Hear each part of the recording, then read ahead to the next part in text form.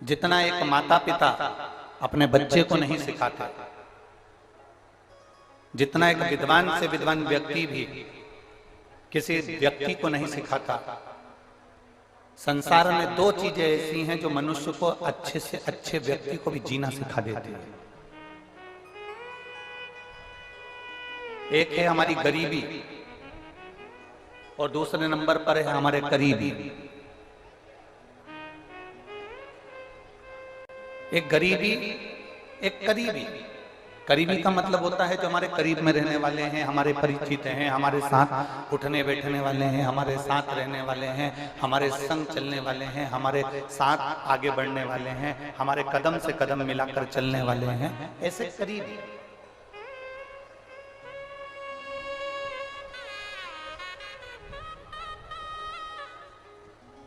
एक गुरु भी अपने चेले को जितना ज्ञान नहीं दे पाता, एक माता पिता जितने अपने बच्चे को उपदेश नहीं दे पाते, एक टीचर भी अपने स्टूडेंट को जितना ज्ञान नहीं दे पाता, उतना ज्ञान हमारे जीवन में दो चीजें सिखा जाती है, एक हमारी गरीबी और एक हमारे करीबी। गरीबी भी हमको बहुत कुछ सिखाती है। गरीबी इतना सिखा जाती है कि हमारे पास में कुछ भी नहीं है, 1 रुपया नहीं है। जब आपके पास में कुछ भी नहीं होता तब आपको देने वाला भी कोई नहीं होता। जब आपके पास थोड़ा सा इकट्ठा हो जाता है तो देने वालों के भी हाथ आगे बढ़ जाते हैं। एक गरीबी और एक करीबी। गरीबी भी हमको बहुत सिखा देते हैं।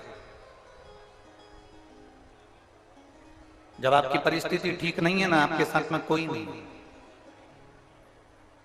जब आपकी परिस्थिति ठीक हो गई ना तो आपके साथ में भी ढेर सारे खड़े हो जाएंगे।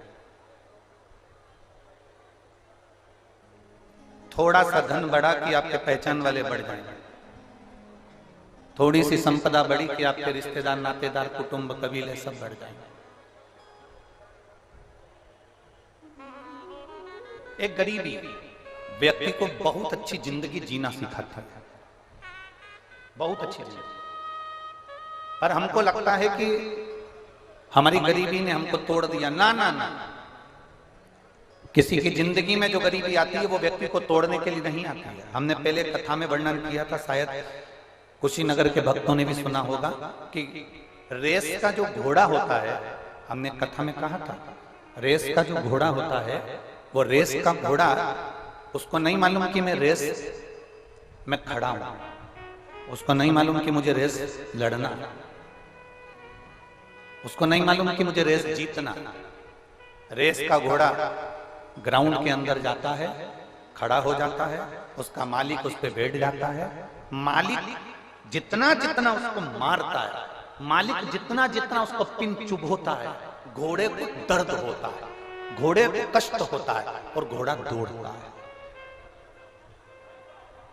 घोड़े को कष्ट होगा, घोड़ा दौड़ेगा, घोड़े को तकलीफ होगी, घोड़ा दौड़ेगा। मालिक घोड़े के ऊपर बैठा हुआ और घोड़े को कष्ट दे रहा है, घोड़े को तकलीफ दे रहा है, घोड़े को दर्द दे रहा है तो घोड़ा दौड़ रहा है। घोड़े को नहीं मालूम कि मुझे रेस में खड़ा करा गया है, घोड़े को नहीं मालूम कि मुझे रेस जीतना है। घोड़ा तो इसलिए दौड़ता है क्योंकि उसको कष्ट होता है, उसको तकलीफ होती है, उसको दर्द होता है, तो वो दौड़ता है। इतना दौड़ता है, इतना दौड़ता है कि दौड़ते दौड़ते वो आगे निकल जाता है और रेस में जीत जाता है। जब गरीबी आए ना, जब थोड़ी सी भी समस्या आए आपकी जिंदगी में, थोड़ा सा भी दुख आए आपकी जिंदगी में, थोड़ी सी भी तकलीफ आए आपकी जिंदगी में, तो ये अनुभव करना, ये अपने भीतर उतारना कि ये गरीबी परमात्मा ने आपको हारने के लिए नहीं दी है, दुख भगवान ने आपको हारने के लिए नहीं दिया है, तकलीफ भगवान ने आपको हारने के लिए नहीं दी है। दुख, तकलीफ, गरीबी परमात्मा हमेशा जिसको जिताना होता है, संसार में आगे निकलना होता है, उसी को ले। बड़े से बड़े लोगों को टीवी पर देखिए, डिबेट में देखिए, बड़े से बड़े व्यक्ति को आप टीवी पर निकाल कर देखेंगे, किसी का जीवन परिचय देखेंगे, उसने जिंदगी में बहुत दुख भोगा, दुख भोगा तो आज सुख भोगा। बचपन में उसने बहुत तकलीफ होगी तो आज सुख भोगा। थोड़ी तकलीफ जिंदगी में आती है तो हमको सिखाने के लिए आता है, थोड़ा दुख हमारे जीवन में आता है तो हमको सिखाने के लिए आता है।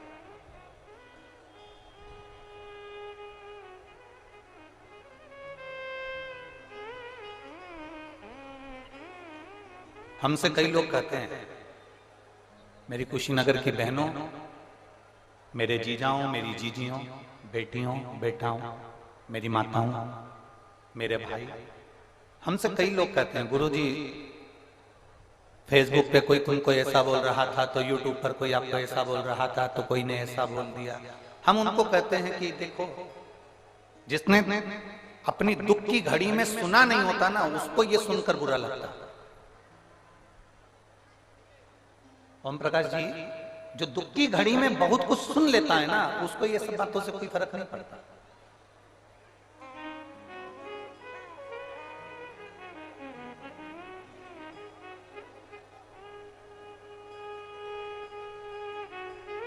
बहुत जो सुनता है, बहुत सुनता है, फिर बाद में उसको कोई कुछ भी कहे, उसको कोई फर्क नहीं पड़ता, कोई फर्क नहीं।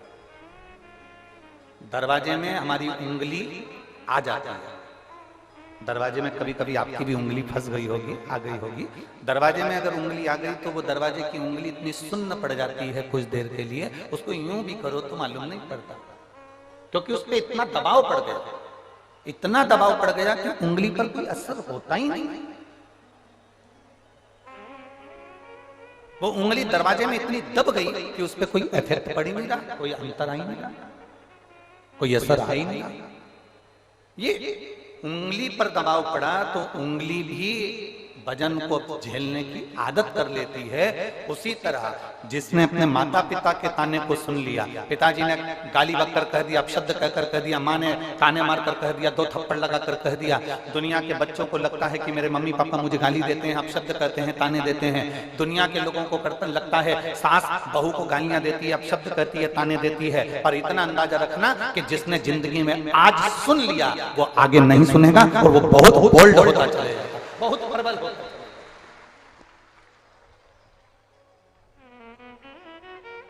एक गरीबी और करीबी, करीबी मतलब पास में रहने वाले, गरीबी और करीबी, ये 2 ऐसे टीचर हैं, ये 2 ऐसे गुरु हैं जो जिंदगी में हर व्यक्ति को उज्जवल बना देते हैं, एक व्यक्ति को आगे बढ़ाना सिखा देते हैं। गरीबी में तुमको रहने का तरीका आ जाएगा, गरीबी में तुमको खाने का तरीका आ जाएगा, गरीबी में तुमको पैसे बचाने का तरीका आ जाएगा, गरीबी में तुम्हें पहनने का तरीका आ जाएगा, गरीबी में तुम्हें रहने का तरीका आ जाएगा, गरीबी में तुमको ताने सुनने का तरीका आ जाएगा, गरीबी में अपशब्द सहन करने का तरीका आ जाएगा, गरीबी में तुम्हें ये मालूम पड़ जाएगा कि कौन अपना कौन पराया। और दूसरे नंबर पर होते हैं करीबी, ये भी किसी टीचर से कम नहीं होते, हमारे अपने, ये किसी शिक्षक से कम नहीं होते। ये उसमें के होते हैं कि वक्त पड़ने पर तुम्हें कब धोखा देकर आगे निकल जाए और तुम्हें लात मारकर आगे निकल जाए, ये पता नहीं पड़ता। तो गरीबी और करीबी ये हमेशा टीचर का काम करते हैं, गरीबी और करीबी ये हमेशा गुरु का काम करते हैं, गरीबी और करीबी ये हमेशा शिक्षक का काम करते हैं, ये हमको सीख देने का प्रयास है।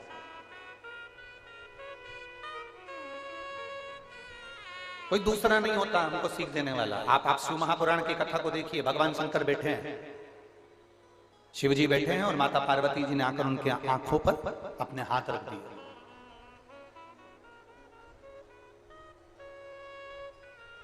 भगवान शंकर जी के नेत्रों पर जैसी पार्वती जी ने हाथ रखा, हाथ रखते से शिव जी के नयन से अश्रु नीचे गिर गए।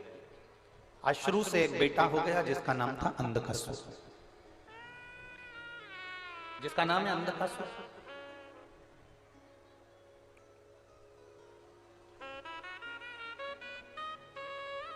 अब शिव जी के नेत्रों से प्रकट हुआ है,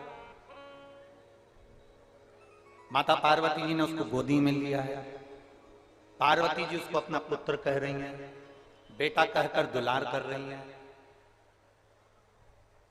ये शंकर जी का करीबी हुआ कि नहीं हुआ? जम के बोलो जरा, करीबी है ना? शिव जी का करीबी है क्योंकि शंकर के नेत्र शुरू से प्रकट हुआ।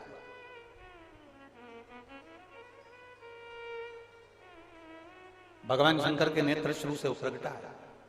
पार्वती जी ने उसका दुलार किया है, पार्वती जी ने उसको पुत्र माना है, पार्वती जी ने उसको स्नेह किया है बेटे की तरह, बेटे के तुल्य। करीबी है। अब यही अंधकासुर शिव जी के कहने पर माता पार्वती जी ने इसको समुद्र में पटक दिया। हिरण्याक्ष ने इसको पाल पोस कर बड़ा कर लिया, हिरण्याक्ष के प्राण छूट गए। अंधकासुर को ये मालूम पड़ गया ना मेरा पिता है ना कोई मेरी माँ है। उसने ब्रह्मा जी का वर प्राप्त करा। ब्रह्मदेव से कहा कि मुझे वर दीजिए कि मैं कभी मरूं नहीं, ये मुझे वर चाहिए।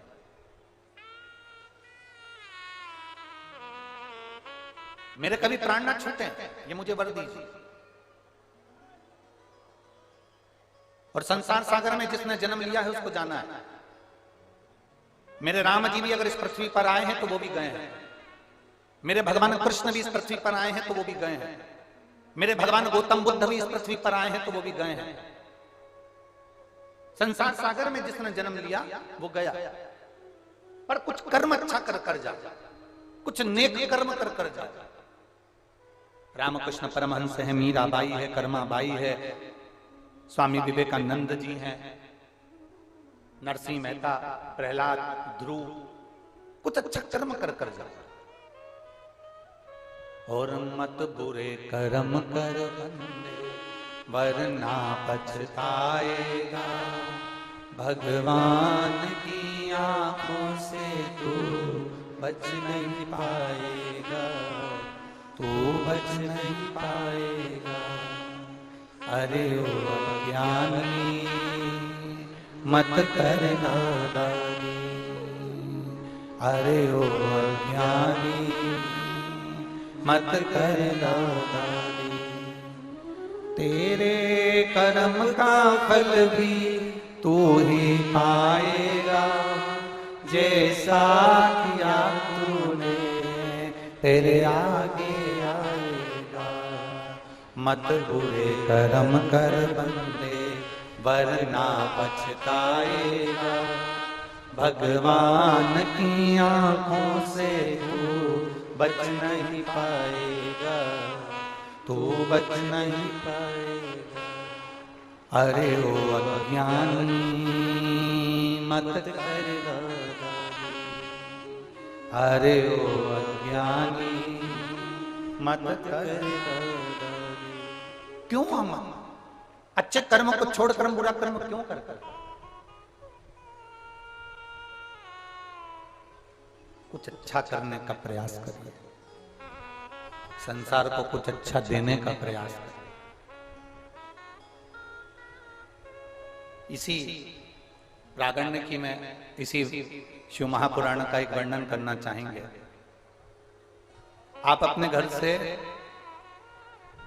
किसी के लिए पानी भरकर लाए, और मुझे उम्मीद है आप में से कई लोगों ने ऐसा कर कर देखा होगा और उसको उसका, और ये जो हम कथा बोल रहे हैं, जो हम बोल रहे हैं, ये आपके अनुभव की बात होगी। आप अनुभव कर कर देखिएगा, आपके साथ हुआ होगा। आप घर से पानी की बोतल लेकर आए किसी के, आप किसी के लिए बिस्कुट लाए, आप किसी के लिए कुरकुरा लाए, वेफर्स लाए, टॉफी लाए, या आप किसी के लिए कुछ खाने का सामान, आपने किसी को वो खाने का सामान दिया, पानी दिया, बिस्कुट दिया या टॉफी दी, कुछ भी जो आप लेकर आए थे वो आपने दिया। अब एक हाथ से आपने दिया, आप कथा सुन रहे हो, कथा श्रवण कर रहे हो, ये हमारा विश्वास कहता है। दूर मत जाओ कि भगवान, अपन कहते हैं ना, जैसे अपन कथा में कहते हैं कि ये हाथ दो वो हाथ लो, आप कथा में कर कर भी देखना, आप एक हाथ से बिस्कुट दे भी देते हो, एक हाथ से टॉफी दे भी देते हो, इतनी देर में 3 घंटे की 4 घंटे की इस कथा में तुम्हारी गोदी में फिर कहीं ना कहीं से एक हाथ बिस्कुट का पैकेट या टॉफी या पानी की बोतल या पाउच आ ही, ये हमने दिया और ऐसा ही हमने वापिस प्राप्त किया।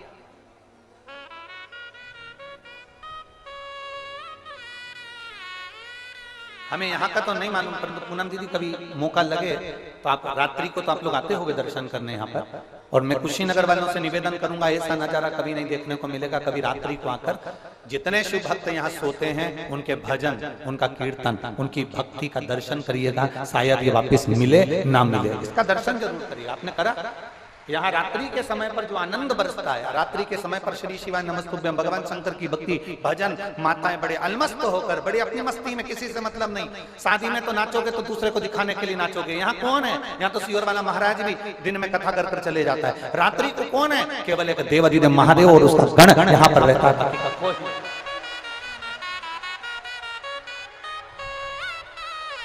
यहाँ कौन देख रहा है रात्रि के समय पर? कौन? अरे मोर नाचा किसने देखा? हम कहते वो नारायण ने देखा। आप कथा के पंडाल में बैठकर भगवान का भजन करते हो, रात्रि को कीर्तन करते हो, मंत्र जाप करते हो, नाम स्मरण करते हो। ये मत सोचना मुझे कौन देख रहा है, देखेगा वो, अपने को नहीं देखे। शादी में जाते हो, जम के तो बोलो, लिफाफा देकर आते हो, नाम लिखते हो। जब तुम शादी में गए, सबने देख लिया तुमको कि भानु प्रताप आया है, तो फिर लिफाफे में नाम लिखने की जरूरत क्या है?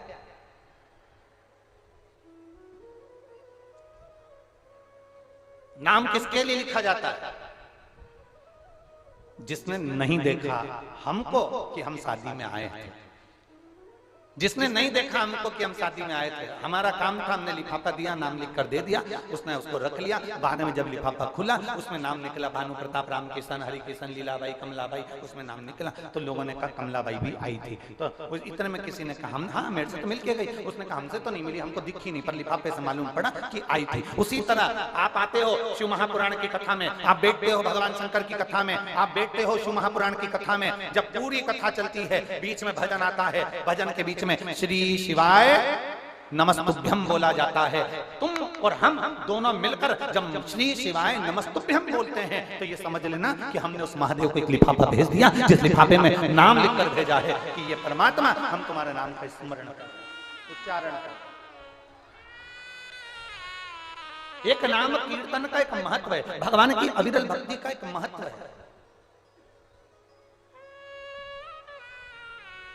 संत, साधु, गुरुजन, महात्मा, जोगी, सन्यासी, तपस्वी, साधक, उपासक, ये सब का जन्म मृत्यु लोक पर होता है। भजन करते हैं, कीर्तन करते हैं, साधना करते हैं और भगवत स्मरण कर कर अपने अपने धाम को फिर चले जाते हैं। साधना करिए और चले। आज हमारी भारत की भूमि के बहुत विद्वान, प्रबल संत, आचार्य भगवान चलते फिरते तीर्थ, चलते फिरते मंदिर, चलते फिरते ग्रंथ, श्री आचार्य भगवान श्री श्री विद्यासागर जी महाराज, जिन्होंने अपने संपूर्ण जीवन में तप, ज्ञान, दुनिया के लोगों को सतमार्ग बताना, भगवत मार्ग बताना और एक अपने जीवन में एक प्रेरणा प्रदान करना। आज हमारे बीच में आचार्य भगवान श्री श्री विद्यासागर जी महाराज, जो जिन्होंने अपनी ज्योति को परमात्मा में विलीन किया है, इस व्यासपीठ से, शिव महापुराण के माध्यम से और संपूर्ण शिव भक्तों की ओर से, इस व्यासपीठ से पूज्य गुरुदेव के शरीर छोड़कर ये ज्योति परमात्मा में आज इनकी विलीन हुई है। आज इनकी समाधि इन्होंने ली है। ऐसे पूज्य संत श्री श्री विद्यासागर जी महाराज जी को इस पवित्र शिव महापुराण की भव्य आयोजन से सत सत नमन, श्रद्धांजलि और उनके पावन चरणों को नमन नमन नमन। ऐसे पूज्य गुरुदेव के पावन चरणों को नमन करते हैं। आप और हम परम पूज्य श्री श्री विद्यासागर जी महाराज के लिए 5 बार श्री शिवाय नमस्तुभ्यम का स्मरण करते हैं। श्री शिवाय नमस्तुभ्यम, श्री शिवाय नमस्तुभ्यम, श्री शिवाय नमस्तुभ्यम, श्री शिवाय नमस्तुभ्यम, श्री शिवाय नमस्तुभ्यम। आज भारत की भूमि पर एक संत का जाना, ये पूरे भारत की भूमि पर बहुत बड़ी क्षति है। जैन मुनि संत श्री विद्यासागर जी महाराज कोई साधारण नहीं थे, जिन्होंने तप बल के माध्यम से जनमानस को प्रेरणा दी है। संत आते हैं मृत्यु लोक पृथ्वी, प्रेरणा देते हैं, ज्ञान प्रदान करते हैं, धैर्यता देते हैं, श्रद्धा बढ़ाते हैं, विश्वास बढ़ाते हैं, दृढ़ बनाते हैं, भगवत स्मरण की ओर आपको प्रबल बनाते हैं, प्रबल, और फिर अपना कार्य पूर्ण कर कर चले जाते हैं। शिव कथा कह रही है एक गरीबी और एक करीबी, ये बहुत बड़े टीचर हैं, बहुत बड़े शिक्षक, बहुत बड़े शिक्षक, ये हमको प्रेरणा देते रहते हैं। जितने भी हमारे करीब में रहने वाले होंगे, जितने हमारे नजदीकी होंगे, एक दिन यही हमको ज्ञान देकर जाएंगे। बेटी से प्रेम होता है, एक दिन बेटी भी आपको ज्ञान दे देगी। जमाई से प्रेम होता है, एक दिन जमाई आपको ज्ञान दे देगा। बेटे से प्रेम होता है, एक दिन बेटा आपको ज्ञान दे देगा। बहू से प्रेम होता है, एक दिन बहू आपको ज्ञान दे देगी। स्वयं कपिल देव जी महाराज का संवाद करता है, अपनी माता देवती को ज्ञान प्रदान कर रहा है।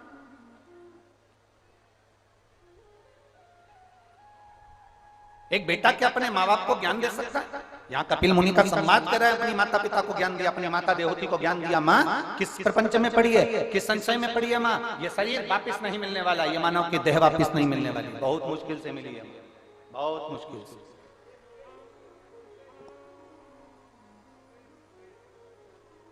83,99,999 योनियां काटी हैं, तब ये 84,00,000वें नंबर की यह मनुष्य की देह पाई है। 83,99,999 योनियां काटने के बाद यह मानव का शरीर मिला। उस शरीर को ऐसे ही गंवा दो, इस शरीर को ऐसे ही फेंक दो।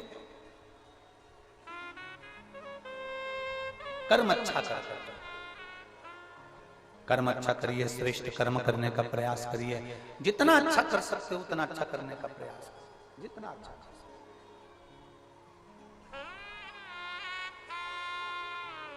और मेरे भोले तेरा सहारा है, मेरे भोले तेरा सहारा है, मेरी नैया का तू किनारा है, मेरी नैया का तू किनारा है, मेरे भोले तेरा सहारा है, मेरे भोले तेरा सहारा है, मेरी नैया का तू किनारा है, मेरी नैया का तू किनारा है।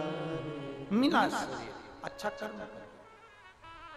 83,99,999 योनियां काटने के बाद ये 84,00,000वें नंबर की यह मानव की देह मिली है। इस मानव की देह को व्यर्थ मत जाने देना। अगर एक लोटा जल तुम शिव जी को समर्पित कर रहे हो तो तुम्हारी जिंदगी कभी बेकार नहीं हो सकती, क्योंकि शंकर को चढ़ाए गए जल का स्पर्श इस शरीर को हो जाता है तो ये शरीर भी पवित्र बन जाता है।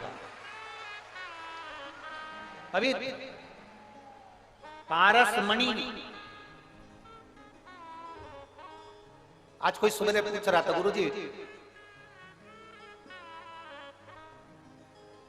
शिव जी का शिवलिंग और पारसमणि, इन दोनों में क्या अंतर है?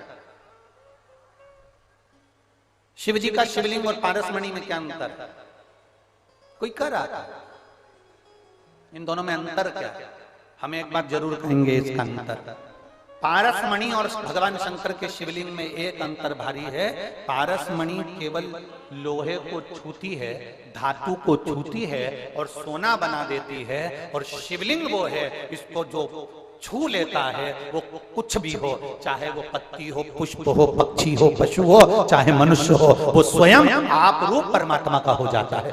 सोना नहीं, वो परमात्मा का हो, भगवान का हो गया, वो परमात्मा का हो गया। एक पत्र है, देखिए।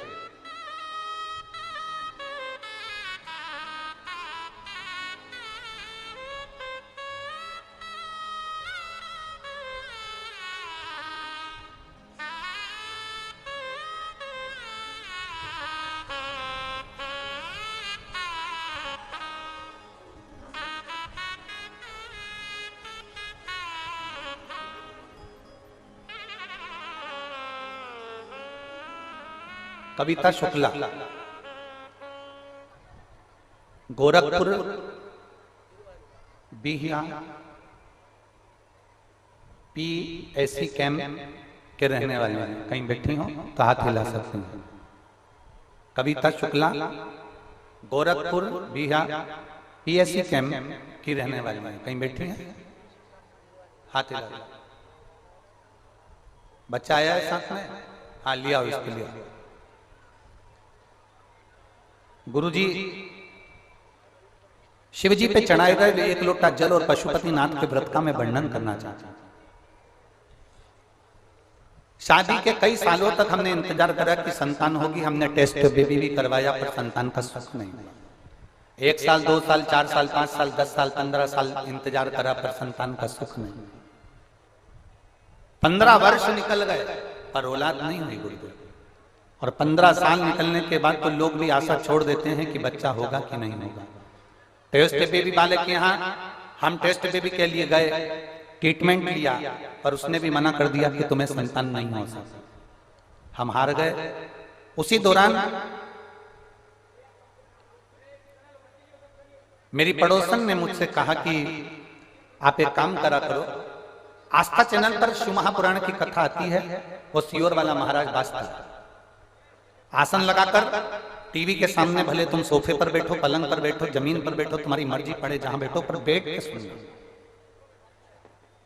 आसन लगाकर बैठ जाना, कथा सुनना और बाबा से विनती करना। कथा के अंदर जब श्री शिवाय नमस्तुभ्यम बोला जाए उस समय पर विनती करना बाबा से, बाबा जरूर दे। हमने बाबा से प्रार्थना करी, सीहोर रुद्राक्ष उत्सव का स्मरण किया। गुरुदेव, जिस रुद्राक्ष उत्सव को लोग बिल्कुल हल्के में लेते हैं, उसका स्मरण मात्र जीव का कल्याण कर देते हैं।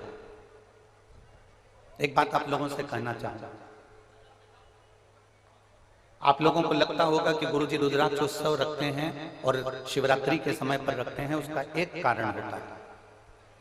सीहोर की पवित्र भूमि पर कंकर शंकर की धरा पर जब आप कथा सुनते हैं, जिनको 20-20 साल तक औलाद नहीं हुई, 25-25 साल तक औलाद नहीं हुई, 15-15 साल तक औलाद नहीं हुई, अगर एक बार रुद्राक्ष उत्सव के समय पर सीहोर में अगर मौका मिल जाए और फुलेरा दूज पड़ती है कथा के मध्य में, हम कथा ही ऐसे समय पर रखते हैं, रुद्राक्ष उत्सव ऐसे समय पर रखते हैं जिस समय पर शिवरात्रि और फुलेरा दूज ये दोनों पर, जिसे कंकर शंकर की धरा पर बैठकर जो कथा सुने, जो कथा श्रवण करने के लिए वहां बैठे सीहोर में, वो धन से भी कभी खाली नहीं रहे और गोदी से भी कभी खाली नहीं रहे, उसका संतान हो, ये निश्चित था। और उसका कारण यही होता है कि जो सीहोर कुबेरेश्वर धाम पर जो कथा सुनने के लिए रुद्राक्ष उत्सव में पहुंचते हैं, वो आने वाले समय में एक की जगह 4 पहुंचते हैं। उसका कारण ही यही होता है।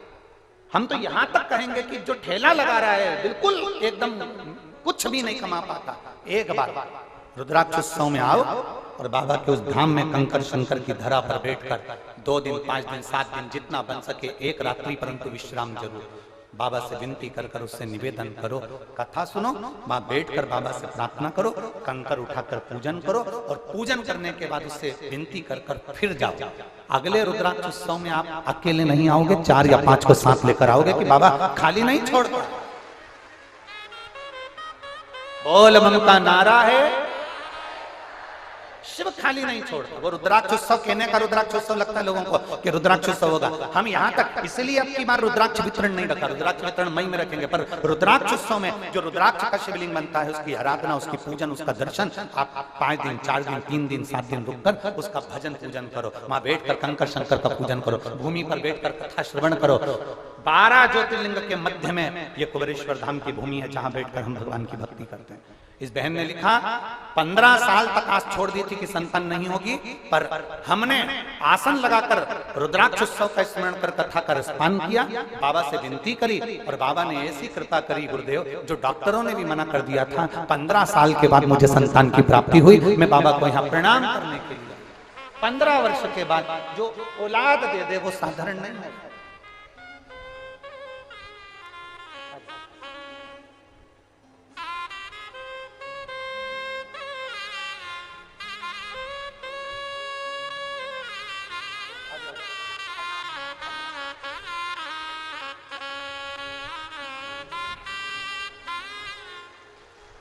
ये 15 वर्ष के बाद बाबा ने दिया।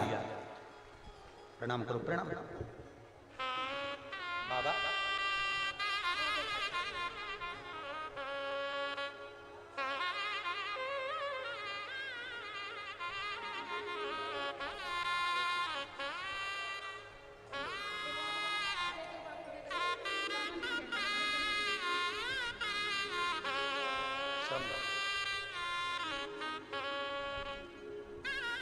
इसमें इन्होंने लिखा, कविता शुक्ला ने, गुरुदेव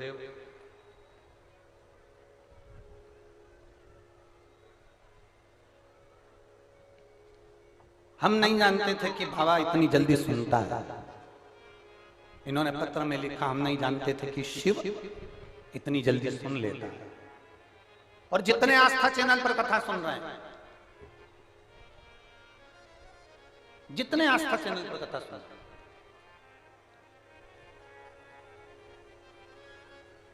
आप सबसे निवेदन करूंगा, जितने फेसबुक, इसको बंद करो, इसको बंद करो, इसको बंद करो, जितने आस्था चैनल पर कथा सुन रहे हैं, जितने फेसबुक यूट्यूब पर कथा सुन रहे हैं, जितने मोबाइल पर कथा सुन रहे हैं, आपसे निवेदन करूंगा, एक बार दिल से सुनना, केवल टाइम पास मत करना, केवल समय पास नहीं करना, एक बार दिल से बैठ कर सुनो, दिल से। और जब आप दिल से बैठकर कथा का तत्व ग्रहण करोगे, आप दिल से बैठकर भगवान देवाधिदेव महादेव से अपने मन की बात कहोगे, ये निश्चित है वो सुनेगा, वो सुनता है, खाली नहीं छोड़ता, खाली नहीं छोड़ता।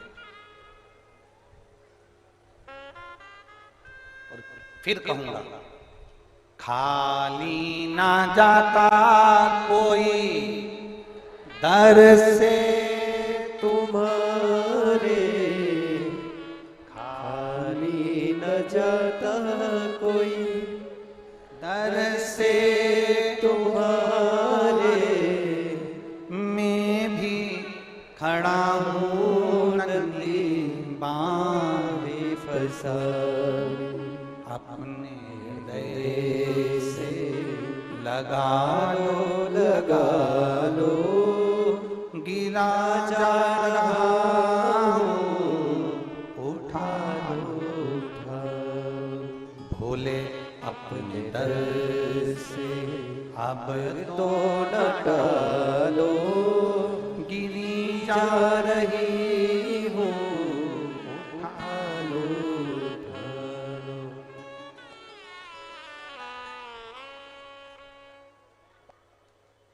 वो कृपा करता है तो दुनिया को भी लगता है कि ये कृपा कैसे कर रहा है।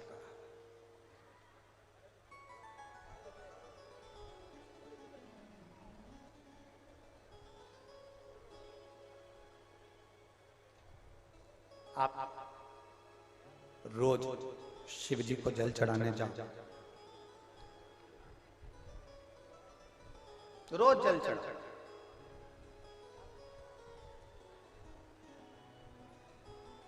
पर इतना जरूर याद रखना कि जल चढ़ाने का भी तरीका हमारे जीवन में होना चाहिए कि हम भगवान शंकर को जो जल चढ़ा रहे हैं, शिव जी उसको स्वीकार कर रहे हैं कि नहीं कर रहे। जब से आपने शिव महापुराण की कथा सुनना चालू करी, इसके पहले भी आप शंकर जी के मंदिर जाते थे, बोलो री जी, जाते थे कि नहीं जाते थे?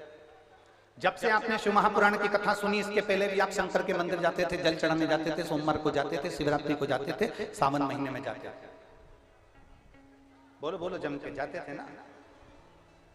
अब पहले का जल चढ़ाना और अभी का जल चढ़ाने में अंतर क्या आ गया? क्योंकि पहले तुम जो जल चढ़ाते थे, शंकर भगवान को जानते नहीं थे कि जल किस तरह से चढ़ना है, कहाँ चढ़ना है, अशोक सुंदरी कहाँ है, माता पार्वती कहाँ है, गणेश जी का स्थान कहाँ है, बेलपत्री का महत्व क्या है, शमी पत्र का महत्व क्या है, शंकर के गुणगान का महत्व क्या है, श्री शिवाय नमस्तुभ्यम का महत्व क्या है, ये हमको मालूम नहीं था, ये हमारे स्मरण में नहीं था। अब तुम जान गए, अब तुम पहचान गए कि जल चढ़ाने का महत्व क्या है, कहां जल चढ़ाना, कहां जल, अब तुम्हें स्मरण में आ गया। किसी होटल में जाइए, वहां पर वाईफाई लगा रहता है। बोलो बोलो जम के, अच्छे से तो बोलो। लगा रहता है कि नहीं लगा रहता है? लगा रहता है। रेलवे स्टेशन पर जाइए, वहां भी वाईफाई लगा रहता है। बोलो जम के, सही है। एयरपोर्ट पर जाइए, वहां पर भी वाईफाई लगा रहता है। किसी मंदिर में जाओ, वहां पर भी वाईफाई लगा रहता है। किसी तीर्थ में जाओ, वहां पर भी वाईफाई लगा रहता है। क्या आपका मोबाइल चल जाएगा? वहां वाईफाई लगा, कब चलेगा? जम के बोलो जरा, कब चलेगा? जब उसका पासवर्ड तुमको मालूम होगा, तुम अपने मोबाइल में उसको फिट करोगे और पासवर्ड मालूम होने के बाद वो वाईफाई से तुम्हारा मोबाइल कनेक्ट होगा। और जब वाईफाई कनेक्ट होगा तो ये पक्का है, ये निश्चित है कि फिर तुम्हारा मोबाइल कनेक्ट होने के बाद चलेगा। वाईफाई लगा है, वाईफाई लगा है।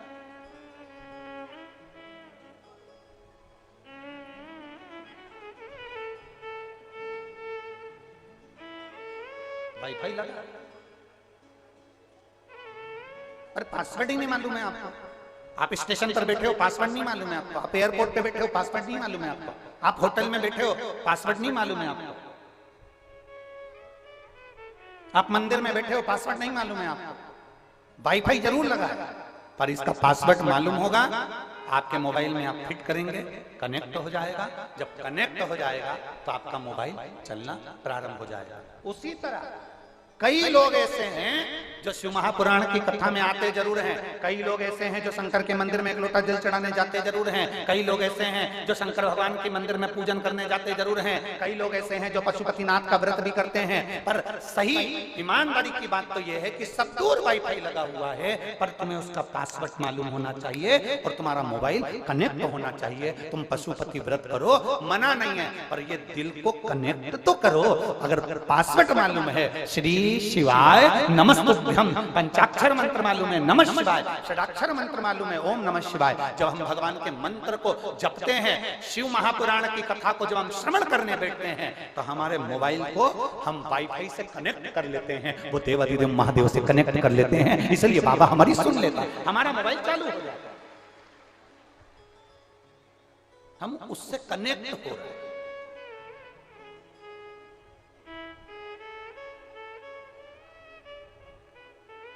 अगर हम कनेक्ट नहीं होते तो बाबा सुनता भी नहीं।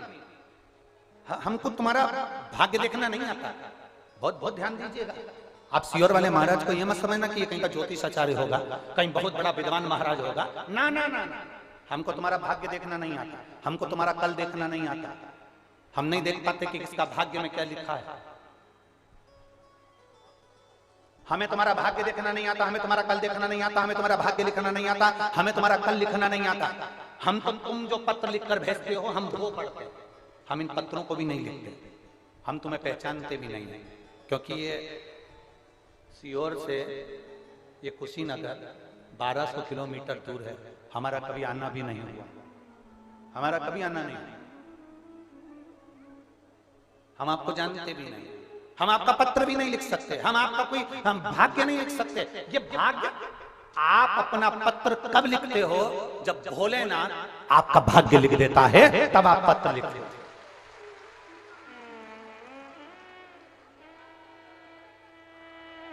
सियोर वाला महाराज पत्र नहीं लिखता, सियोर वाला महाराज कुछ पत्र में नहीं लिखेगा, सियोर वाला महाराज तुम्हारा भाग्य नहीं लिखेगा। पर भोलेनाथ पर जल चढ़ाते चढ़ाते चढ़ाते चढ़ाते पशुपति व्रत करते करते, जब तुम भगवान का भजन करते करते, शिव पुराण सुनते सुनते, तुम्हारा वो वाईफाई से तुम्हारा मोबाइल, तुम्हारा दिल जब कनेक्ट हो जाता है, तो वो शंकर तुमको चलाना सिखा देता है। और तुम्हारा जब कार्य पूर्ण करता है तो तुम पत्र लिखते हो, ये दूसरा कोई नहीं लिखता। हमें नहीं लिखता आपका पत्र। एक बात यहाँ शिवपुराण में वर्णन आती है, मेहनत का फल, मुसीबत का हल और तुम्हारा कल। फिर से बोलो हमारे साथ में, मेहनत का फल, मुसीबत का हल और तुम्हारा कल।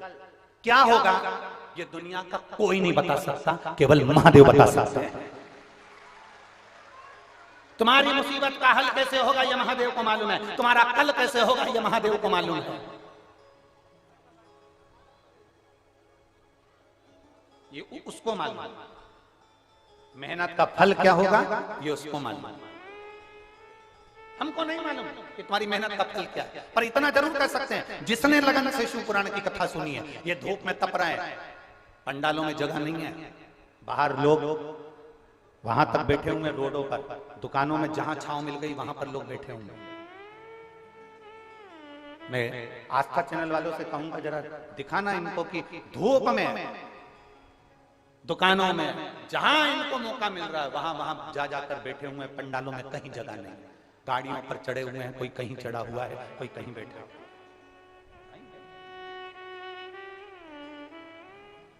इतना जरूर कहूंगा कि तुम जो मेहनत कर कर यहाँ तक पहुंचे हो, पैदल चलकर तुम यहाँ तक पहुंचे हो, तुम्हारी मेहनत का फल, और तुम जिस लिए आए हो कि मैं बड़े मुसीबत में फंसा हुआ हूं, मेरा बाबा इसका हल निकालेगा, मुसीबत का हल और जो आने वाला तुम्हारा कल है, ये तीन चीजें मेरा महादेव तुम्हें जरूर सफल बनाकर भेजेगा, निश्चित था।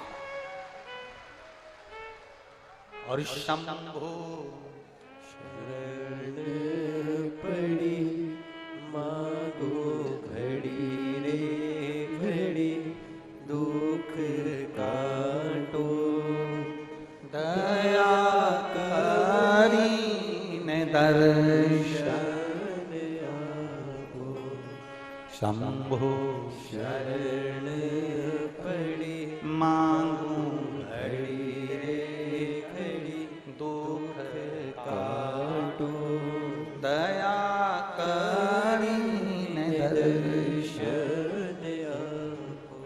देता जरूर है। आपका विश्वास जिस दिन कनेक्ट हो गया वाईफाई से, मोबाइल जिस दिन कनेक्ट हो गया, अगर पासवर्ड मालूम है तो कनेक्ट हो जाएगा। यहाँ बैठे हो और तुम्हारा दिल कनेक्ट हो गया कि महादेव है और मेरी दुख की घड़ी में मेरा महादेव मेरे साथ होगा। जिस दिन तुम्हारे मन ने यह मान लिया कि अब मैं नहीं डरूंगी, अब मैं काम करूंगा, दिल से करूंगा और मेरे साथ मेरा शंकर कंकर चलेगा, कुबेरेश्वर महादेव चलेगा। एक पत्र है, एक पत्र में लिखा,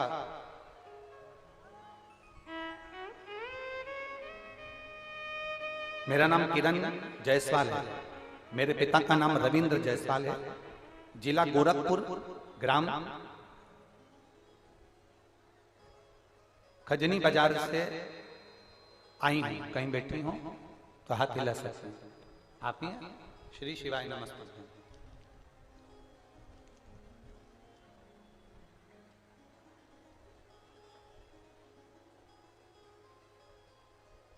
पत्र में अच्छी बात लिखी है, गोरखपुर में भी कथा बाबा होना चाहिए, ये लिखा है।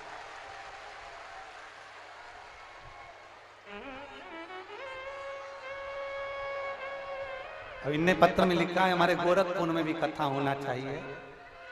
वहां मेरे शंकर के गोरखपुर में मेरे शंकर के दो रूप रहते हैं, एक गोरखनाथ एक योगीनाथ।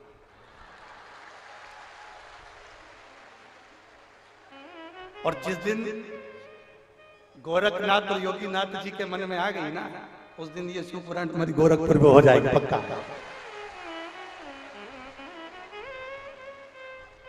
ये गोरखपुर में हो जाएगा।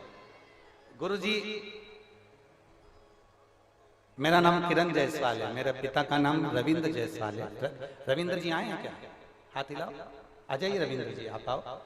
और किरण जायसवाल भी उनके साथ में आ जाइए, बस दो जनी आ जाओ, किरण जायसवाल जी और रविंद्र। मेरा नाम किरण जायसवाल है, मेरे पिता का नाम रविंद्र जायसवाल है, जिला गोरखपुर, ग्राम खजनी बाजार से आई हूं। मैं एक लोटे जल का वर्णन करना चाहती हूं गुरुदेव।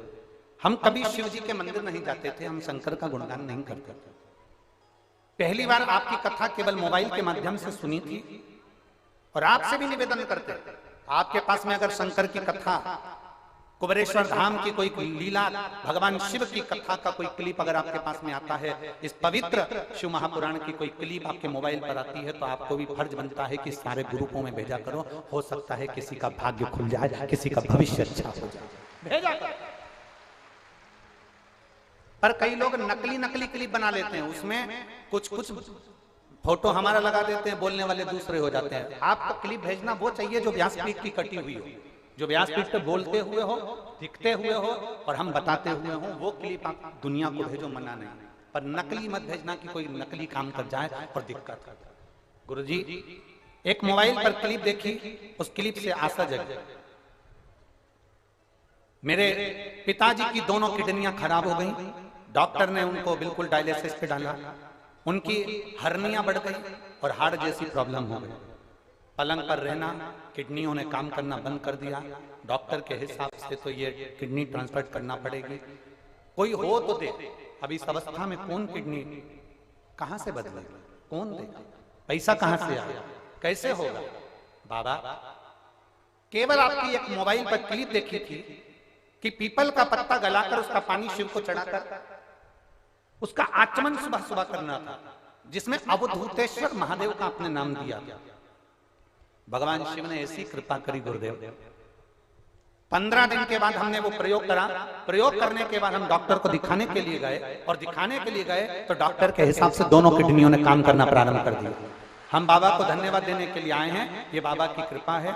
इन्होंने एक लाइन बहुत अच्छी लिखी है, लुटा दिया भंडार काशी वाले ने, कर दिया माला काशी वाले।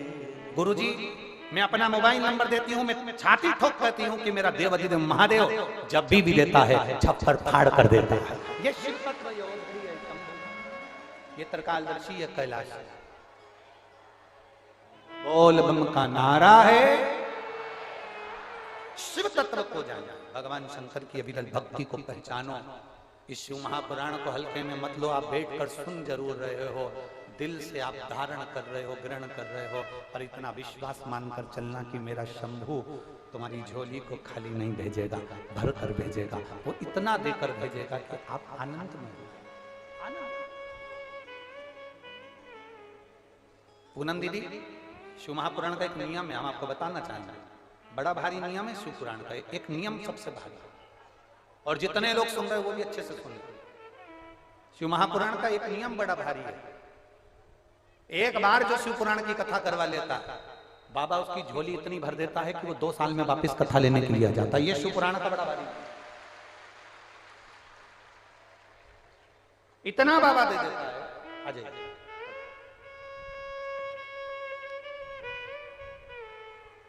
रविंद्र जायसवाल जी आप हैं?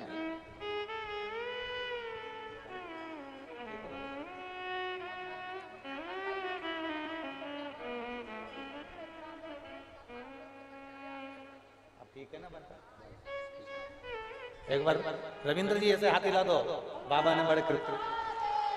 शंभु शंभु शंभु शंभु श्री शिवाय शंभु।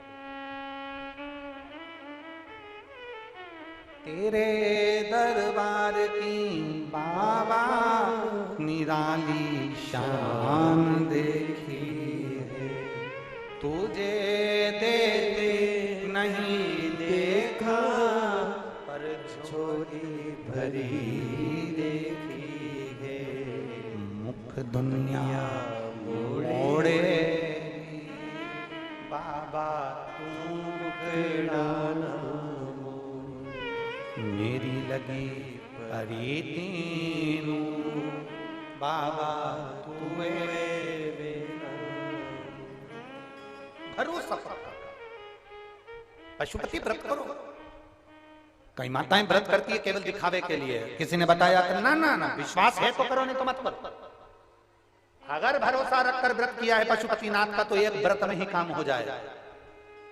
भरोसा वो वाईफाई से कनेक्ट दिल नहीं हो पाया, मोबाइल नहीं हो पाया, पासवर्ड मालूम ही नहीं था, तुम बैठे रहे मोबाइल देखे तो क्या मतलब ऐसा, मंदिर में दिया जला के बैठे रहे तो क्या मतलब। इसको कनेक्ट तो करो, इसको जोड़ो तो शरीर। और ये जोड़ोगे कब? जब एक बार जिंदगी में शिव महापुराण की कथा सुनोगे और तुम्हारे अंदर विश्वास जाग जाएगा कि मेरा बाबा मेरे साथ में है, मेरा शंभू मेरे साथ में है, मेरा शंकर मेरे साथ में है। दुनिया के लोग भ्रम में पढ़कर कोई ने कह दिया हमारे पास आ जाओ, हम ऐसी भभूति दे देंगे कि तुम्हारा भाग्य खुल जाएगा। हमारे पास आ जाओ, हम तुमको ऐसा नारियल दे देंगे कि तुम्हारा भाग्य खुल जाएगा। हमारे पास आ जाओ, हम तुम्हें ऐसी चीज दे देंगे तुम्हारा भाग्य खुल जाएगा। अगर ये चीज देते होते तो पहले खुद का भाग्य खोल लेते। तुम्हें क्यों देते? क्यों? एक पति पत्नी भ्रमण कर रहे थे, घूमते घूमते वो एक जंगल में पहुंचे।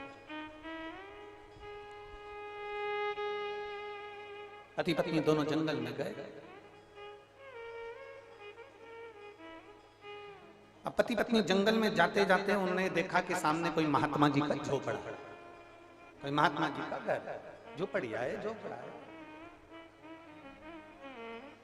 महात्मा जी का झोपड़ा देखा तो उन्होंने कहा चलो अंदर चल के महात्मा जी को प्रणाम कर ले। दोनों पति पत्नी बड़े प्रेम से जा रहे हैं और पति पत्नी दोनों प्रेमवश जा रहे हैं। महात्मा जी के जैसे झोपड़े में जाने लगे तो झोपड़े के बाहर क्या देखा कि सामने बहुत सारा कबाड़ा पड़ा था, बहुत सारा सामान पड़ा था। उस सामान में एक सोने का दिया पड़ा, सोने का दीपक। महात्मा जी के झोपड़े में, महात्मा जी की कुटिया में, महात्मा जी के भवन में प्रवेश करते करते क्या देखते हैं कि एक कबाड़े में साइड महात्मा जी के दरवाजे के बाहर एक कोने में कबाड़े में सोने का दिया पड़ा, सोने का। और सोने का दीपक पड़ा है तो उन्होंने सोने के दिए को देखा और महात्मा जी के पास पहुंच गए। महात्मा जी बैठे भगवान की भक्ति में अलमस्त शिव नाम जप रहे थे।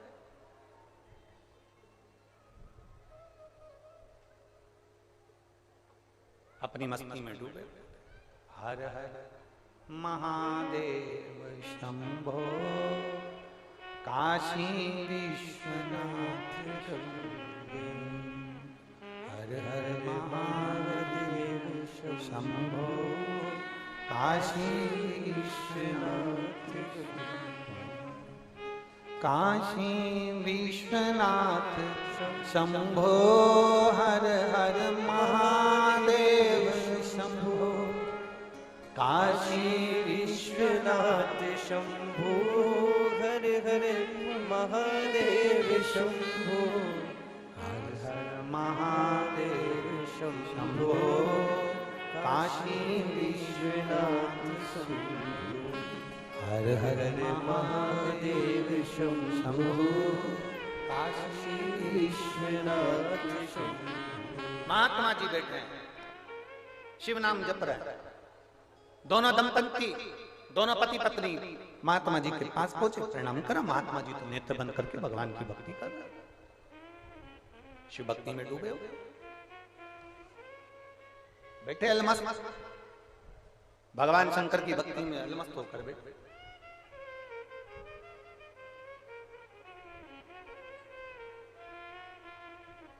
इन्होंने देखा कि महात्मा जी नेत्र नहीं खोले तो इन्होंने आवाज लगाई। जब कोई नहीं देखता ना तो आवाज लगाई जाती है। संत को संत के नाम से नहीं पुकारा जाता, महात्मा को महात्मा के नाम से नहीं पुकारा जाता, योगी सन्यासी तपस्वी को उसके नाम से नहीं पुकारा जाता, आवाज लगा दी जाती है। हर हर महादेव। जैसे ही हर हर महादेव कहा, महादेव कहते ऐसे महात्मा जी के नेत्र खुल गए। महात्मा जी के नेत्र। पूछा महात्मा जी कहां से आए हो? कहा पास के गांव में रहते हैं, भ्रमण के लिए निकले थे। आपका झोपड़ा देखा, आपकी कुटिया देखी तो मन कर गया आपसे मिल कर जाए, प्रणाम कर कर जाए। ठीक है, दर्शन हो गए। हाँ, अब काहे बैठे हो? जाओ। संत साधु गुरुजन असली संत होगा ना, असली महात्मा होगा ना, असली साधक होगा ना, असली उपासक होगा ना, असली अगर संत है, असली अगर गुरु है तो वो तुमको 10 मिनट भी अपने पास नहीं बैठने देगा, नहीं बैठे। असली गुरु आपके अपने पास में ज्यादा पकड़ कर बिठाता नहीं है, असली गुरु खींच खींच कर नहीं लाता, असली गुरु किसी को पकड़ कर अपने पास नहीं रखता। असली गुरु वो होता है जो अपने शिष्य को 2 क्षण मिलता है, कृपा दृष्टि करता है और कहता है जा तू भी इसी दृष्टि में डूब जा, भगवान के पास जा।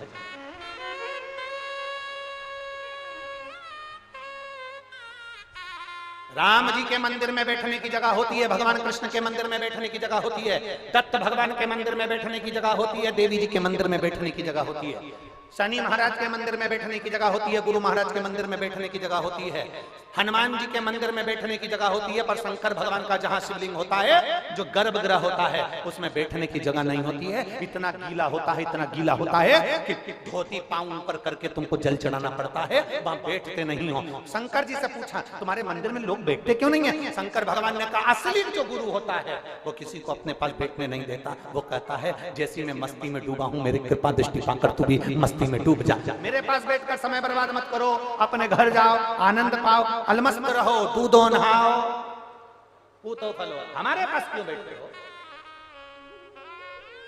और कोई कोई व्यक्ति ऐसा होता है, कोई कोई गुरु ऐसा बन जाता है, कोई कोई महात्मा ऐसा बन जाता है, कोई कोई गुरु ऐसा बन जाता है, रात दिन पकड़ कर बैठे, बैठो बैठो, कहां जा रहे हो? बैठो, कहां जा रहे हो? बैठो, यहाँ तो मन ही नहीं लगता साहब, मन।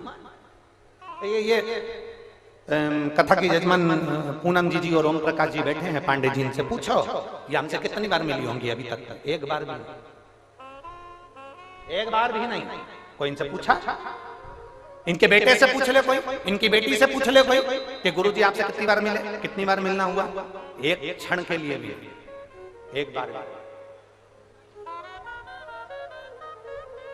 आपका संबंध बाबा से है, हम बाबा की कथा करने आए हैं, बाबा से आपका संबंध करा देंगे। शादी कराने वाले पंडित जी हथलेवा करा देते हैं, कन्यादान करा देते हैं, लड़की को लड़के का बना देते हैं, लड़के को लड़की का बना देते हैं। अब क्या 24 घंटे पंडित जी को पीछे ले ले घूमोगे? बोलो तो जरा जम के बोलो जरा। नहीं तो तुम्हें हमसे क्या मतलब? तुम्हारा संबंध महादेव से हो गया और महादेव का संबंध हमसे हो गया। अब हमसे क्या करना है? चलो भगवान भजन करो, हमारे पास। अब सुबह हम 4 दिन किसी से नहीं मिलते, 4 दिन के बाद तो हम 2-3 दिन तो मिलते हैं। अब 2-3 दिन मिलते हैं तो उसमें भी सुबह जो मिलने वाले आते हैं उनको कमरे में जहाँ हमारे हम पाठ करते हैं उसी कमरे में हम मिल लेते हैं। पाठ वाले कमरे में जैसे कोई मिलने आता है और हमारे जो ये PSO हैं और कार्यकर्ता हैं उनको धक्का मार के बाद 1 सेकंड तो रुकने दे। बोलो बोलो सही है कि गलत है? जो आए होंगे उनको मालूम होगा।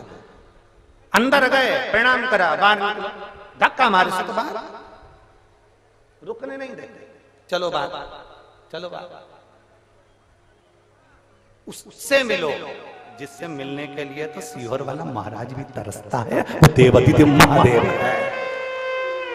जिससे मिलने के लिए तो हम भी तरस रहे हैं। वो मिले, एक बार मिला था उत्तराखंड की भूमि में, जब एक्सीडेंट हुआ था गाड़ी का, गाड़ी गंगा में गिरती उस समय पर पति पत्नी समेत शिव और पार्वती दोनों आकर हाथ पकड़कर कांच में से गाड़ी के खिड़की में से तोड़कर निकाल रहे थे। तब वो झलक आज तक नहीं भूल पाए, आज तक नहीं भूले वो झलक। और दूसरा, जब भी मिलता है रुद्राक्ष उत्सव में, ये हमारी खुद की एक बात हम कहेंगे। रुद्राक्ष उत्सव के 7 दिन में से एक दिन ऐसा होता है जिस दिन वो खुद अपनी झलक देकर चला जाता है। वो आता है, वो मिलता है, वो मिले, उसको देखा, एक क्षण देखा, कहां गया पता नहीं, उससे मिले। असली गुरु तुमको बिठाएगा नहीं, असली संत तुमको बिठाएगा नहीं। असली संत कहेगा ले साहब प्रसाद लो, जाओ, प्रणाम करो, जाओ, नमन करो, जाओ, बैठो 2 मिनट, गुरु की दृष्टि आप पर पड़ गई, गुरु से मिल लिए, जुल लिए, जाओ। बैठने का समय इतना नहीं देता। असली संत होगा तो नहीं बैठने देगा, असली गुरु होगा तो अपने पास बैठने नहीं देगा। असली संत, असली गुरु अपनी भक्ति में डूबा रहता है, अपनी अलमस्ती में लगा रहता है, उसे कोई मतलब नहीं आग लगे बस्ती में, अपन रहो मस्ती में। जो नकली होते हैं ना वो तुमको आओ बैठो, क्या करोगे, बैठो, फ्री तो अभी इतनी दूर से आए हो, पड़े रहो, 2-4 दिन रुको, 2 दिन रुको, 8 दिन रुको, क्या करोगे, पड़े रहो, बैठे रहो। कहाँ, कैसे? ना हम तो चल। असली की पहचान है वो तुम्हारे पास में ज्यादा नहीं बैठेगा, ना बैठेगा ना बिठाएगा। क्या काम करते हो पूछेगा असली गुरु, क्या काम करते हो? सब दुकान है, काई की, कपड़े की। कौन बैठा है भैया दुकान पर? साहब अभी तो मैं आपसे मिलने आया हूं, चलो जाओ दुकान संभालो। कोई बात नहीं, जाइए भगवत भजन में काम करते रहो और श्री शिवाय नमस्तुभ्यम जपते रहो। चलो जाओ यहां से। और आपसे भी निवेदन करेंगे, कोई आपसे कहे कि बाबा बन जाओ, बिल्कुल मत बनना। कोई आपसे कहे साधु बन जाओ, बिल्कुल मत बनना। कोई आपसे कहे संत बन जाओ, बिल्कुल मत बनना। कोई आपसे कहे सन्यासी बन जाओ, बिल्कुल मत बनना। हम भी नहीं बने, तुम भी मत बनो। ना संत बनना, ना साधु बनना, ना सन्यासी बनना, ना तपस्वी बनना, ना साधक बनना, ना उपासक बनना। हमें तो केवल भगवान भोलेनाथ के चरणों के दास बनना, और दासों के भी दास बनना। हमें नहीं बनना कुछ, हमें तो उसके चरणों के दास के भी दास, उसके चरणों के दास के भी दास बन जाएंगे तो बहुत है। कि किसी ने एक पंक्ति में लिखा है, भोलेनाथ जी के लिए किसी ने लिखा, अरे इस नगरी के कंकर पत्थर हम बन जाए, इस नगरी के कंकर पत्थर। दोनों दंपत्ति महात्मा जी के पास में गए और महात्मा जी ने उनको ज्यादा बिठाया नहीं और वापस भेज दिया। पर मन में एक संशय दोनों दंपत्ति के कि साइड में दरवाजे के पास सोने का दिया था।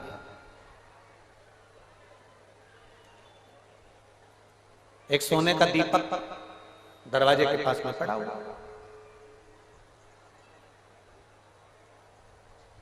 अब तुम यहां बैठे, जैसे ही अंदर आए बैठे और बैठने से पहले तुम्हें दरवाजे के पास में कोई मोबाइल पड़ा हुआ दिख जाए। सब अंदर जा रहे हैं और कोई मोबाइल नहीं उठा रहा, सबको दिख रहा है।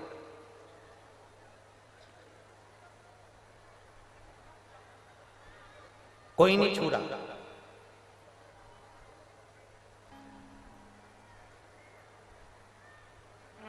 रेलवे का कितना सारा सोना लोहा पड़ा रहता है, चोर उठाता है जम के तो बोले जरा नहीं।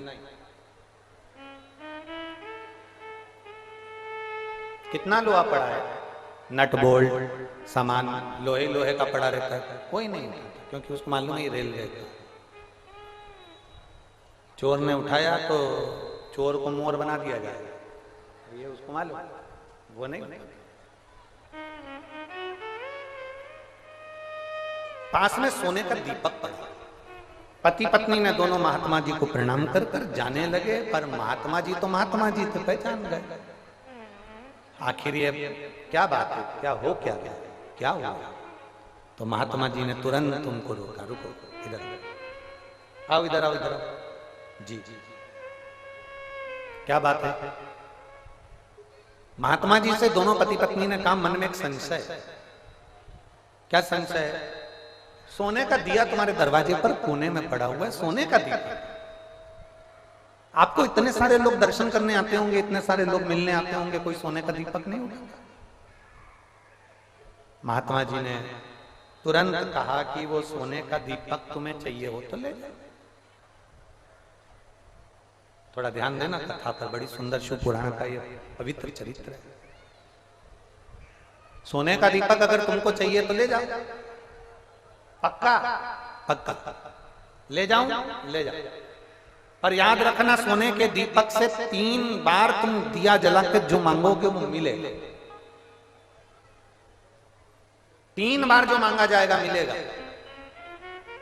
इस दिए को, इस दीपक को कई लोग लेकर चले गए, पर थोड़ी देर बाद वो वापस यहीं पर छोड़कर चले जाते हैं, यहीं पर पटक कर चले जाते हैं। कोई इस दीपक को अपने पास में रखता नहीं, कोई नहीं।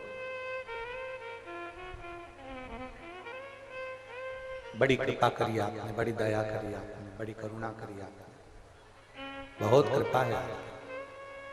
पक्के में ले जाऊं, ले जाओ। पक्के में ले जाऊं, ले जाओ। पर इस दीपक को जो जो लेकर गया है वो वापस पटक कर चले गया, कोई नहीं लेकर जाता। तुम्हारी मर्जी पड़े, ले जाओ। सोने का दीपक लेकर चले पति पत्नी दोनों दंपत्ति।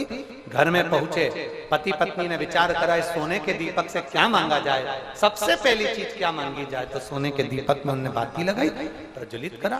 प्रज्वलित करने के बाद उन्होंने दीपक से प्रार्थना करी कि मुझे 10 लाख रुपए की जरूरत है, 10 लाख रुपए मुझे मिल जाए।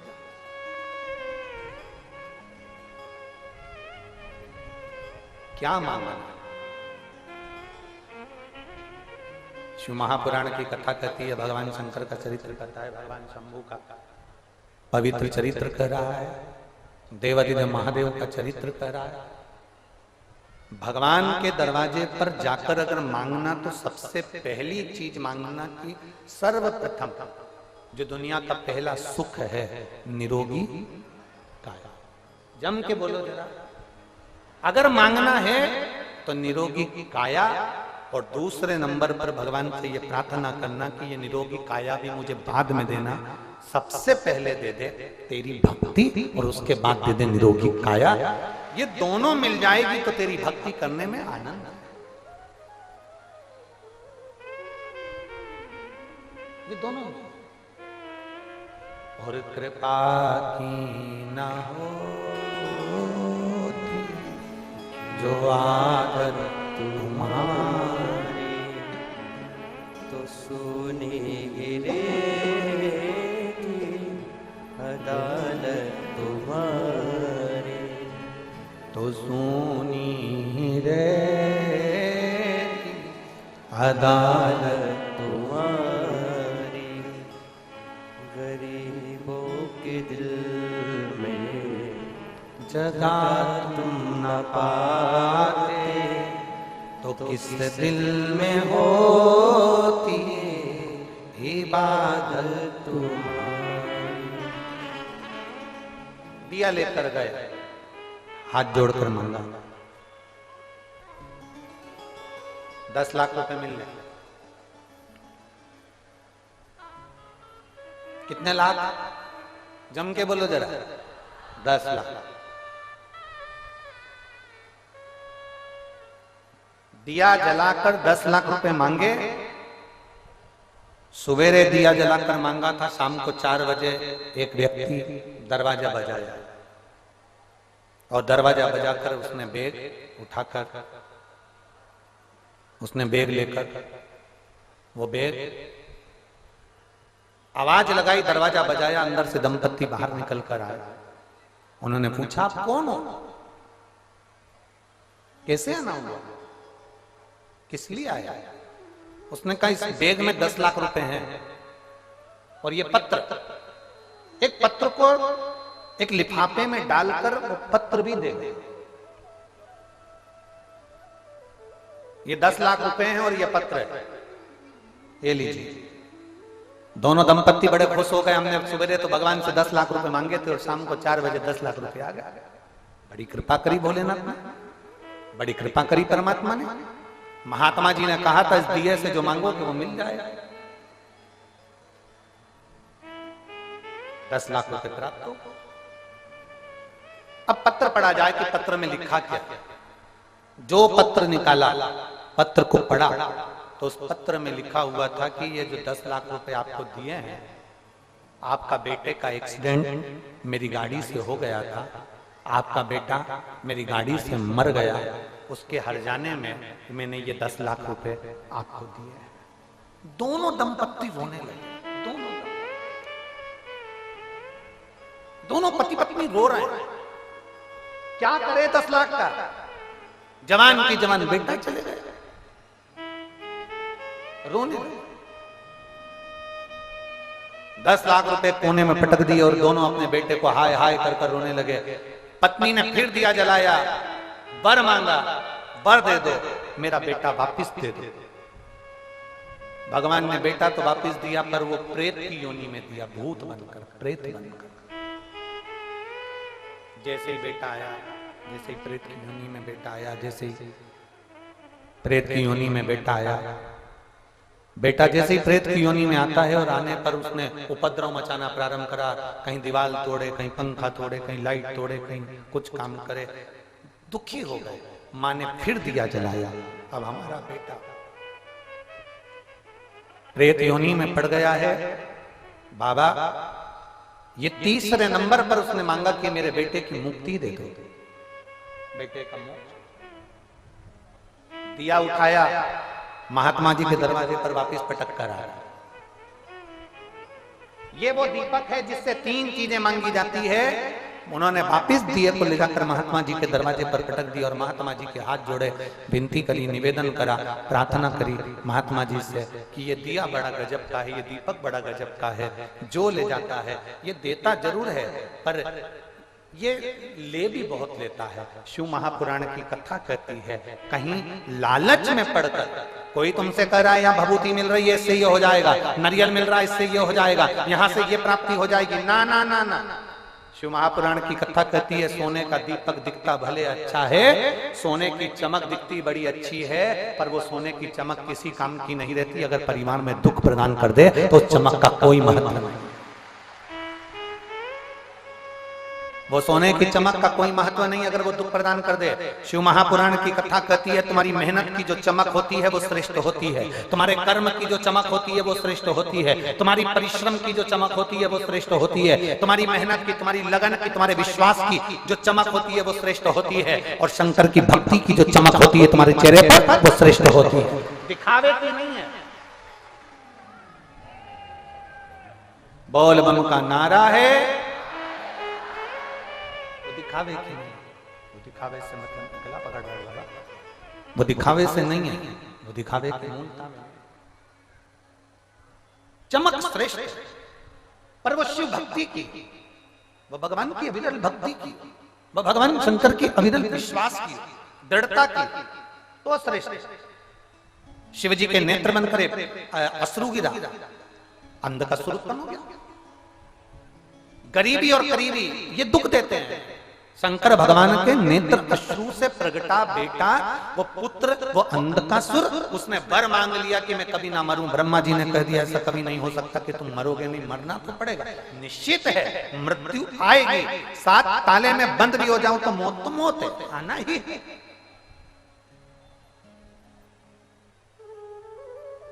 आया है सो जाए राजा रंग फकीर,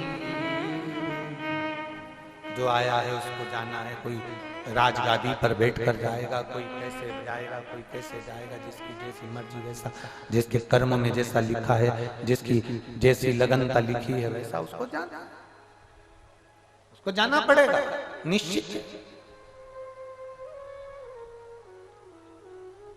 और आप इस बात में मत अटकना मेरी जीजियों, मेरे कुशीनगर के जीजाओं, मेरी जीजियों, मेरी बेटियों, मेरे बेटाओं, मेरी माताओं, आपसे भी निवेदन करूंगा। शिव महापुराण एक बात कहती है, आपके शरीर में रोग हो गया, आपके शरीर में बीमारी हो गई, आपको दुख आ गया, आपके पास में कर्जा हो गया, आप कंगाल हो गए, दुकान नहीं चल रही, व्यापार नहीं चल रहा, व्यवसाय नहीं चल रहा, तकलीफ में हो, बहुत कष्ट का जीवन चल रहा है, 2-2 रुपए से काम चलाना पड़ रहा है, बहुत बीमारियां घेर रखी हैं। हम कभी भी इस व्यासपीठ से ये नहीं कहते कि हम तुम्हारा दुख काटेंगे, पर इतना जरूर कहते हैं कि महादेव को अगर जल चढ़ाओगे और एक बेलपत्री चढ़ाओगे तो वो जरूर काटेगा। शिव तुम्हारे दुख को काटेगा। कोई दुनिया में पैदा नहीं हुआ कि आपके दुख को काट सके। आपके पांव का कांटा आपको निकालना पड़ेगा, कोई नहीं निकाल सकता। दुख आपका है तो आपको काटना। तो ये हम पहले कथा में कहे थे, छींक आ रही है, तुमको छींक आ रही है, पड़ोसन में तुम्हारी काकी बैठी है, उससे कहते छींक दे, छींक दे, तुम्हारी छींक रुक जाएगी। पड़ोसन के छींकने से जम के तो बोलो दी जीजियो, नहीं तुम्हें खांसी आ रही है, पड़ोस में तुम्हारा पति बैठा है, उससे कहते खांसो खांसो, पति के खांसने से तुम्हारी खांसी चली जाएगी? नहीं। तुम्हें भूख लग रही है, पति से कह दो रोटी खाओ, रोटी खाओ, उसके खाने से तुम्हारा पेट भर जाएगा? फालतू की बात है कि पति खाएगा तो पत्नी का पेट भरा जाएगा। तुम्हारे कुशीनगर में ऐसा होता होगा, हमारे यहाँ नहीं। तुम्हारे यहाँ होता होगा, हमारे यहाँ नहीं। हमारे यहाँ तो शादी में भी जाते हैं तो दोनों प्लेट में अलग अलग खाते हैं। हमारे यहाँ तो समोसे भी 2 आते हैं, एक पत्नी एक पति दोनों खाते हैं। हमारे यहाँ कभी भी ऐसा नहीं हुआ कि पति खा रहा हो और पत्नी टच करके बैठी हो कि ये खाएंगे और हमें मिल जाएगा। हमारे यहाँ नहीं होता। तुम्हारे इधर होता हो कि पति खा रहा हो और तुम बढ़िया तुम टच करके बैठी हो और वो पति खा रहा। गुरु की करनी गुरु भरेगा, चेला की करनी चेला उड़ जाएगा हंस अकेला। जिसकी करनी जिसको भरना पड़ेगी, जो करेगा वो भरेगा। खांसी आपको आई है, आपको खांसना। छींक आपको आई है, आपको छींकना। दुख आपको आया है, आपको काटना। कष्ट आपको आया है तो आपको कष्ट आया है तो आपको शंकर के मंदिर जाना पड़ेगा, अपने आप कटेगा। दूसरे के कहने से नहीं कटने वाला, दूसरे के करने से नहीं कटेगा।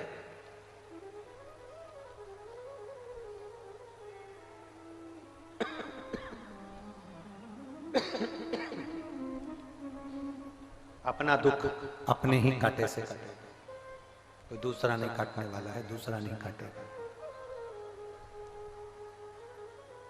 तुम भजन करोगे तुम्हारा दुख कटेगा। हमें क्या पड़ी कि जो हम तुम्हारे मुख से श्री शिवाय नमस्तुभ्यम दिलवाएंगे यहां बिठवा। हमें क्या शौक पड़ रहा है जो हम तुमसे कहेंगे कि हमारे साथ में श्री शिवाय नमस्तुभ्यम बोलो? हमें कौन सा सुख पड़ रहा है? कारण केवल इतना है, सीओर वाला महाराज बोलेगा तो सीओर वाले महाराज का दुख कटेगा। आप बोलोगे तो आपका दुख कटेगा, जो भजेगा उसका दुख कटेगा। बोलना तुम्हें पड़ेगा। एक पत्र है, देखिए।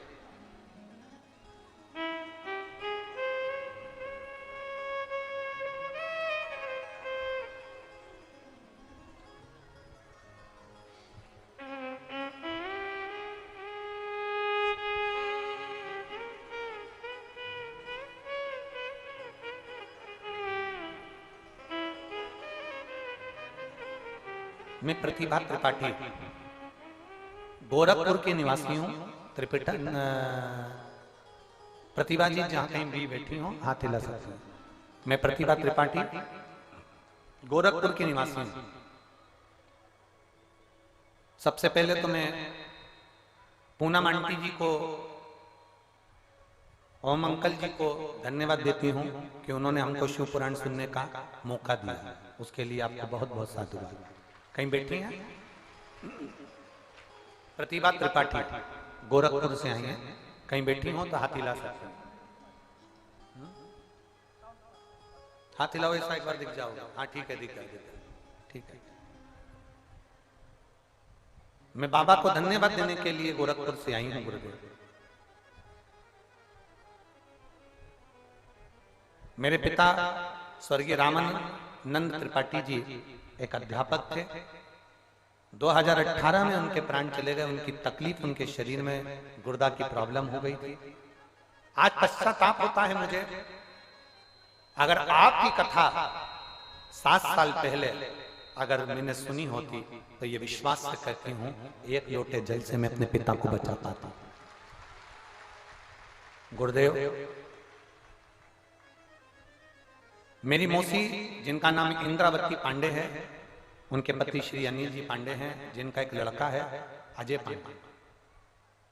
इतनी सरकारी परीक्षा की अप्लाई करते करते थक गया कि उसने अपने भगवान पर भरोसा करना छोड़ दिया। और भरोसा करना छोड़ दिया, आड़ी टेढ़ी बातें करता कि भगवान है ही नहीं, ईश्वर है ही नहीं, परमात्मा है ही नहीं। घर में कोई पूजन करता तो कह देते भगवान को क्यों पूछते हो, वो तो कोई है ही नहीं। सारी एग्जाम दे देकर थक गया था, पर उसका कोई कंपटीशन एग्जाम में उसका सिलेक्शन नहीं। तब मेरी मौसी को मेरी मम्मी ने कहा कि तू बेटे से एक बार शंकर जी पे जल चढ़वाना प्रारंभ कर। मेरी मौसी का बेटा अजय जल चढ़ाने को तैयार नहीं होता, फिर भी मेरी मौसी उसको कहती तू जाया करा। एक बार मेरी मौसी ने उसको शिव महापुराण की कथा सुना दी। मेरे मौसी के लड़के ने कथा सुनी और शंकर जी के मंदिर में जाना प्रारंभ कर। शिव के प्रति आप जो कथा कहते हो उससे विश्वास जाता है। मेरे मौसी के लड़के के मन में विश्वास जागृत हुआ, मंदिर में जाना प्रारंभ करा। उसने एक एग्जाम वापिस दी शंकर पर भरोसा कर और बेलपत्री में शहद लगाकर शंकर को चढ़ाकर वो एग्जाम देने के लिए चले गए। मैं बाबा को धन्यवाद देने के लिए आई हूं। गुरुदेव, मेरा मौसी का लड़का भी कल पहुंचेगा। हम धन्यवाद देने के लिए आए हैं। मेरे मौसी के लड़के का अजय पांडे का 2023 में अगस्त के महीने में इंटर कॉलेज में अध्यापक के पद पर उसका सिलेक्शन हो गया। मैं बाबा को यहाँ धन्यवाद देने के लिए आई। एक पत्र और है, बड़ा सुंदर लिखा है।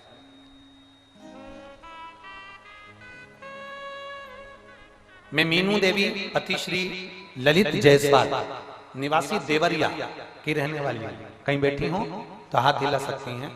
मीनू देवी पति श्री ललित जायसवाल देवरिया उत्तर प्रदेश। मेरा मोबाइल नंबर ये है। कहीं बैठी हैं? हाँ, ऐसा हाथ हिला दो। श्री शिवाय नमस्ते। मैं मीनू देवी पति श्री ललित जायसवाल निवासी देवरिया की रहने वाली हूँ। गुरुजी, एक लोटे जल का क्या वर्णन करूं?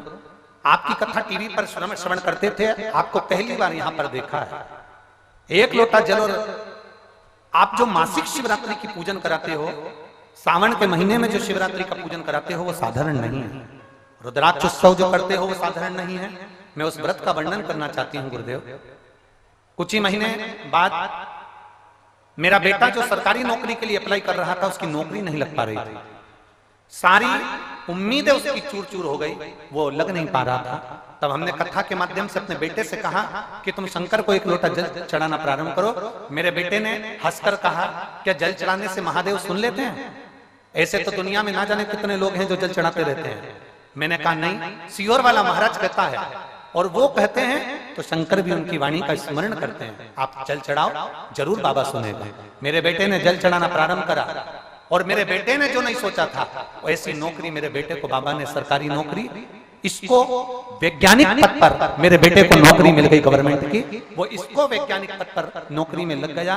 मैं बाबा को यहाँ पर धन्यवाद देने के लिए आई हूँ कि मेरा बेटा इसको के सरकारी वैज्ञानिक के पद पर बैठा है। मैं बाबा को यहाँ धन्यवाद देने, बधाई आपको बाबा। श्री शिवाय नमस्ते। एक लाइन उन्होंने बहुत अच्छी लिखी है, काशी वाले से मिलना बड़ा जरूरी, डमरू वाले से मेरा बड़ा। देखिए बहन, आजा आजा।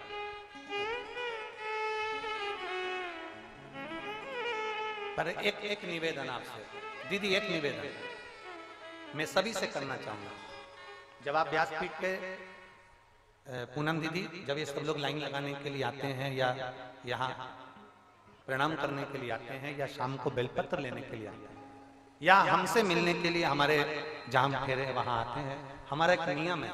हम कई बार व्यासपीठ से बोल चुके आप लोगों को, हम फिर कहेंगे, जब भी हमसे मिलने आओगे तो यहाँ कोई रुपया पैसा यहाँ नहीं चढ़ाना चाहिए। हमसे हमारे कक्ष में भी मिलने आओगे तो वहां पर एक रुपया भी अपना चाहिए।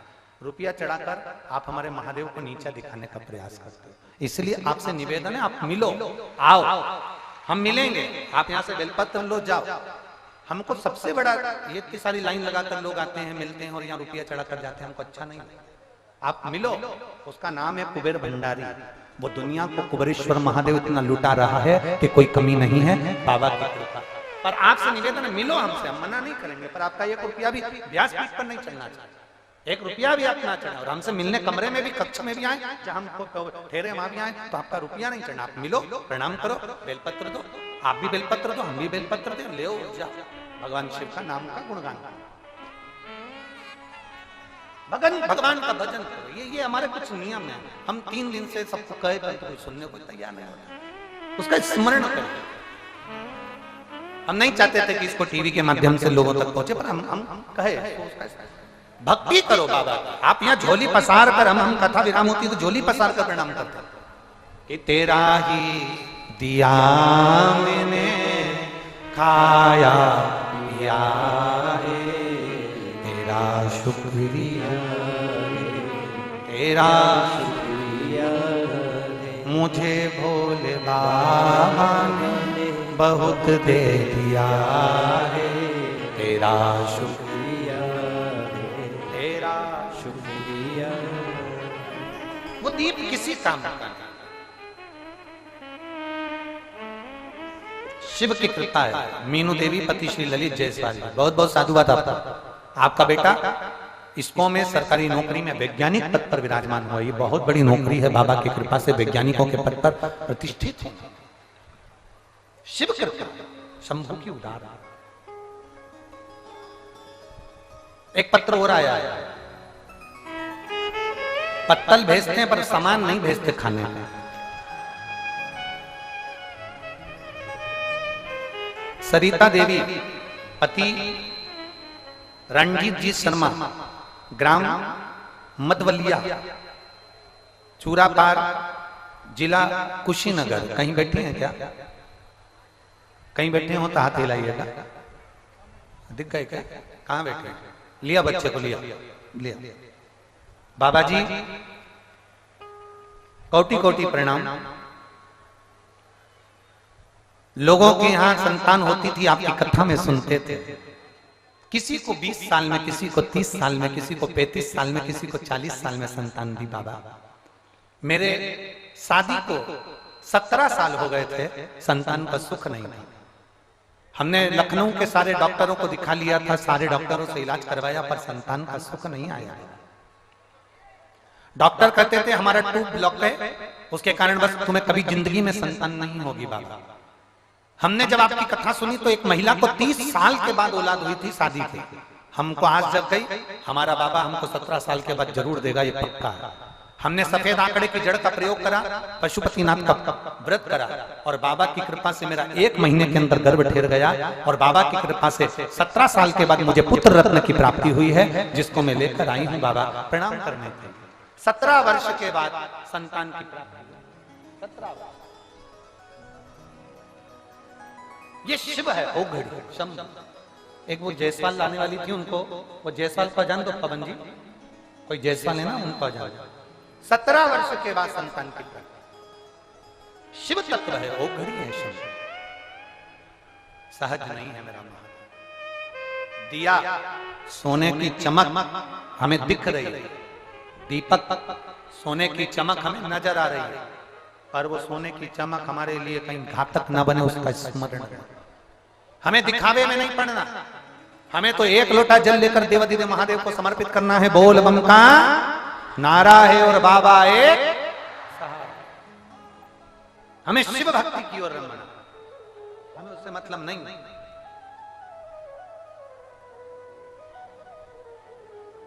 हमें चमक की ओर नहीं। तो फिर निवेदन करूंगा इस व्यासपीठ से, आपका करा गया भजन, आपका करा गया स्मरण, आपका किया गया एक मंत्र जाप शिव स्वीकार जरूर करता। भगवान देवादिदेव महादेव उसको स्वीकार जरूर करता, छोड़ता नहीं मेरा। समय आया जो अंधकासुर नजदीक का था, उसी अंधकासुर ने वर मांग लिया ब्रह्मा जी से कि मेरे प्राण ना छूटे। ब्रह्मा जी ने कहा मरना तो पड़ेगा, निश्चित है। अगर मेरे प्राण छूटते हैं तो मुझे ये वर दे दीजिए, अगर मेरे प्राण छूटते हैं तो मुझे वर दे दीजिए कि जिस दिन मैं अपनी माता को गलत दृष्टि से देखूं तो उस दिन मेरे प्राण छूटे। उसको ये